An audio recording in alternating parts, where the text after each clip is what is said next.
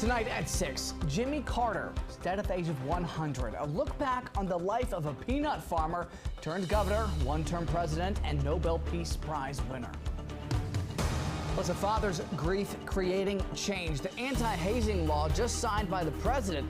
The change is coming to campus as the family of a Virginia college student whose life ended so soon is speaking out. And waiting on some rain to move on through. Some steady to moderate rain at times. We'll show you the latest radar, give you a radar tour, and talk about temperatures all over the next 7 days coming up. And Commanders in prime time. D.C. striving for playoff competition. We've got live reports surrounding fans on home turf. And holiday returns savings, avoiding headaches after the seasonal gifting rush. We're stretching your dollar to keep cash in your wallet. You're watching the station covering all of the DMV. This is DC News Now. Good Sunday evening. Thank you for joining us for DC News Now at 6 o'clock. I'm Ben Dennis. We start tonight with breaking news. Former President Jimmy Carter, the 39th President of the United States, has died at the age of 100. Carter entered hospice care in February of 2023, nearly 2 years ago. We're told he died today in his home in the small town of Plains, Georgia. His wife, former First Lady Rosalind Carter, died in November of last year. Right now, a look back on the life of the peanut farmer turned Georgia governor, one-term president, and Nobel Peace Prize winner. It's a life that had so much accomplishment and so much service, a life lived on principles of fairness and decency, and likely those principles alone are what made Jimmy Carter the 39th president. But to know the man, you need to know the boy. James Earl Carter Jr. was born October 1st, 1924 in the southwest Georgia town of Plains. The principles that would shape him were formed here. My father was a dedicated, hardworking, down-to-earth farmer, and he was a strict racial segregationist. My mother, on the other hand, believed just the opposite. She was a registered nurse, and she treated black and white people exactly the same. This was a kind of torment or division in my life. All my neighbors, all my playmates, all my intimate companions were African-American kids. The experience showed him life as it was in deep South Jim Crow America. He saw firsthand the need for adequate health care and the need for civil rights and simple fairness in society. They are principles that would follow him through the Navy, through his marriage to his wife Rosalind, back home to Plains, where he continued the family business of peanut farming, and to his first venture into politics in the 60s. He became a state senator, later governor of Georgia, and even in a divided state, in a divided time, he called for everyone of all backgrounds to come together. I say to you quite frankly that the time for racial discrimination is over. This philosophy would lead him to venture for a higher seat. Hi, Governor Carter from Georgia. Running for president. I want to ask you to help me next year. Many people at the time may have thought a peanut farmer from Georgia was an odd choice for president. But as many historians note, voters were seeking integrity and honesty after the Nixon and Ford administrations.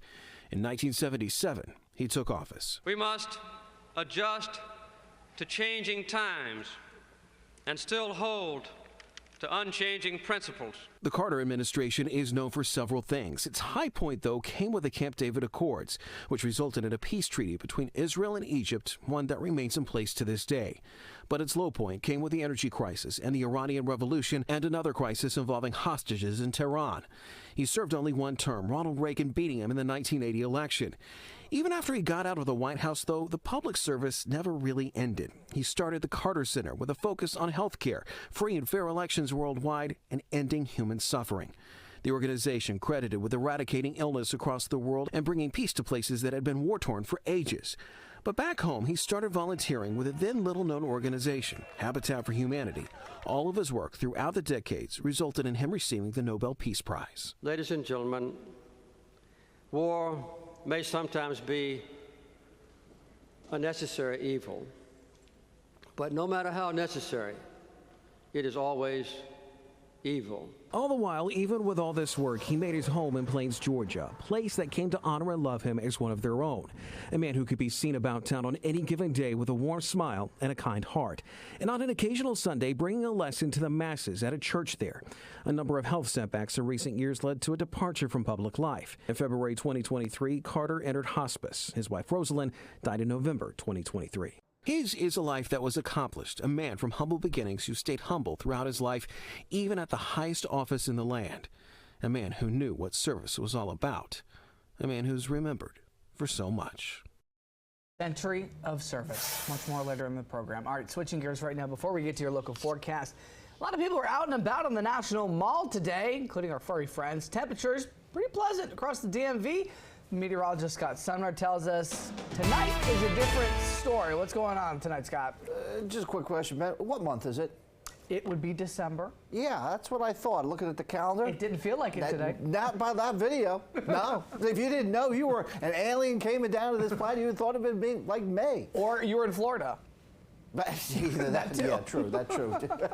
All right. Hey, but we're not in Florida. We're here in the district, and we're looking at 65 degrees. We're looking at overcast skies outside right now. Those temperatures with those clouds and rain moving in overnight tonight, well, they're going to stay on the mild side here. You can see it dropping a couple of degrees, staying at 60, though, through about 9 o'clock, and then falling through the 50s down to about 50 around 6 o'clock in the morning. So way warmer than it was just 2 nights ago, that's for sure. Now, latest radar scope shows some showers just south of the district in the Virginia area, northern Virginia area over by McLean, Burke, and Oakton, and just moving out of the Chantilly region. And Haymarket seeing a little bit of light rain. We move down towards the Culpeper area, seeing some steady showers here in this general vicinity. So as we widen out the view, you can see the motion of the rain moving up. And it is going to be impacting you in Frederick and Germantown and over towards the Cockeysville area and West Manheim and places further north than the district over the next 2 hours. As you can see here, our future radar pushing that rain up in that direction. And we also have some more showers coming in from the west and from Pennsylvania too. So we'll have to watch those. Those could produce some windy conditions there.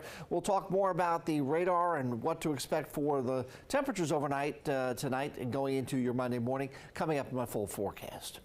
All right, Scott, it has nearly been 4 years since a Loudoun County teenager died during a hazing incident at Virginia Commonwealth University in Richmond. Adam Oakes died from alcohol poisoning during a fraternity event. The state of Virginia approved Adam's Law, which enacted anti-hazing laws in the Commonwealth. But as DC News Now's Dave Laval reports near Capitol Hill, the federal government has now followed Virginia's lead. Dave, tell us more. Well, good evening to you, Ben. Right now, only 6 states don't have anti-hazing laws. Now, there's a federal law that requires every state to have one. And it's all thanks to Congress and the president. The president signed the Stop Campus Hazing bill into law Christmas Eve. It's the first of its kind federal legislation aimed at stopping hazing on college campuses. Universities that participate in federal student aid programs are now required to report hazing incidents, as well as develop and distribute a comprehensive prevention program. But the new law does not say how those that don't will be punished. The parents of Adam Oakes pushed for the bill's passage. Adam's father told us by Zoom this afternoon his family is happy with the new law despite the lack of penalties. It's a start. Number one, it's not a group of grieving parents that, created this law for no reason. We had the support of, local politicians. We had the support of the fraternities and the sororities, and the universities were behind it too, that, hazing is a problem on their campus. Maryland treats hazing as a misdemeanor, as violators could spend up to 6 months in jail, a $500 fine, or both. Virginia law also considers hazing a misdemeanor, but lacks major penalties for those found guilty of it. Eric Oakes also told us he's pushing for changes to laws to make hazing in all states felonies. The family has filed a $28 million lawsuit against VCU Delta Chi fraternity, which is what his son pledged at the time of his death, and all of those involved in the death of Adam Oakes.